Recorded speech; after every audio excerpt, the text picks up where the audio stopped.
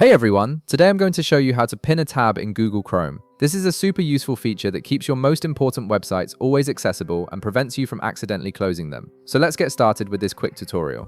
First, open your Google Chrome browser on your computer. Once Chrome is running, navigate to the tab or website that you want to pin. This could be anything you use frequently, like your email, a project management tool, or a news site that you check regularly.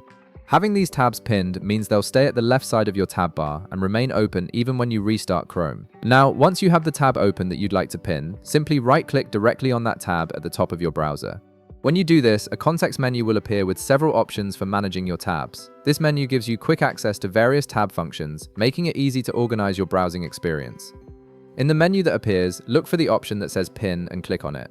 As soon as you click this option, you'll notice the tab immediately shrinks and moves to the far left side of your tab bar. Pin tabs are much smaller than regular tabs and only show the website's icon, which saves space and keeps your browser organized. This compact design allows you to keep multiple important sites open without cluttering your screen. And that's it. Your tab is now pinned and will stay in place at the left side of your browser, making it easy to access whenever you need it.